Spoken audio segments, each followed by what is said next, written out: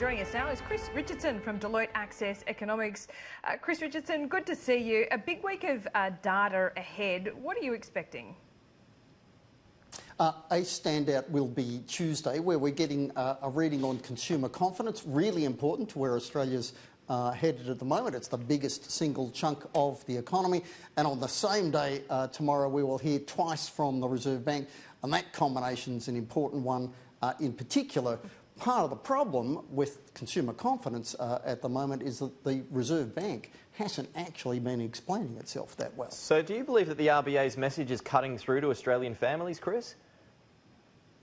No, it's not, and it needs to. This time is different. Interest rates, essentially for the first time ever, are being cut for two reasons, rather than the usual. Yes, the economy's weaker. That's a reason why the Reserve Bank is cutting. The main thing, though, is that the economy is different. It's harder to get inflation going than it used to be, so you have to get unemployment lower to do that. That's essentially good news rather than bad news. But the average person, the average business, all it really hears is interest rates getting cut. They're assuming the economy is worse than it is.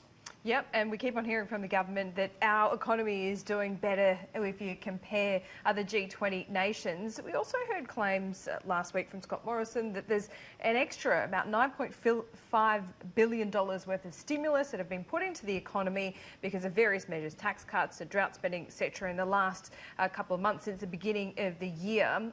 So the stimulus is already in the economy. Would you expect that amount of stimulus to have done more? Yes, it hasn't had a real impact, and again, consumer confidence is part of the problem. If people think the economy is in more trouble than it actually is in, they're just going to be a little more cautious with their spending, particularly on the big ticket items. So you're seeing things like car sales being weak. Yes, we actually have had stimulus, but it's clearly not enough to get unemployment down. It's not enough to get wages moving faster, and that combination is leaving the Reserve Bank a bit frustrated. In your opinion, Chris, I mean, we've moved a bit when it comes to unemployment anyway, 5.3% to 5.2%, back to 5.3%. I mean, in real terms, how significant? It doesn't seem like much, but in real terms, how much is it? And is it a concern for you? So a better way to think of, what's a recession? A recession is the unemployment rate going up by more than 1 percentage point. Not the official definition, but a better one. At the start of 2019, unemployment in Australia, 4.9%, now 5.3%. It's gone up. It's definitely not recession territory. It is something to be concerned about. But right now, confidence is worse than the economy itself, and that's an unfortunate combination. Yep, seems like it. Now, there's a political call for the second tranche of tax cuts to be brought forward. They're currently legislated to come in 2022. When do you think we should see them? I don't mind waiting to see them a bit. The Reserve Bank's got a point. We could get the economy moving faster now. Earlier tax cuts, more infrastructure. If you did that, you'd get unemployment down, you get wages moving faster, all good things, but you would also be losing some of the insurance that Australia has if the world throws a recession at us. And that's the trade-off. We clearly could be using the budget to get the economy moving faster. If we do, though, does it mean that we've run down the ammo basically before a recession hits?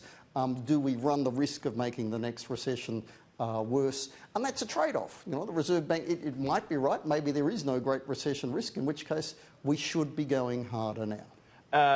Chris, American markets remain potentially volatile, especially when it comes to the impeachment hearings that are taking place at the moment, and also the ongoing trade war between the US and China.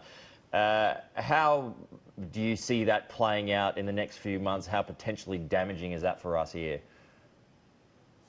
And it is damaging, and you're starting to see markets not really having confidence in what officials are saying.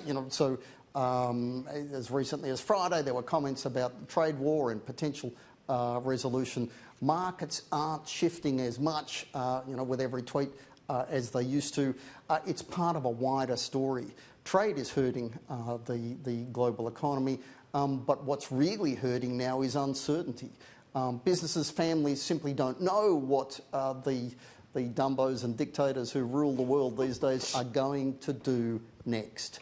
And that uncertainty means they're not risking their own money on a whole bunch of things, which in turn starts to hurt economies again. It's an unfortunate cycle. Dumbos and dictators, a technical term, of course. Chris Richardson, thank you so much for your time this morning. Thank you.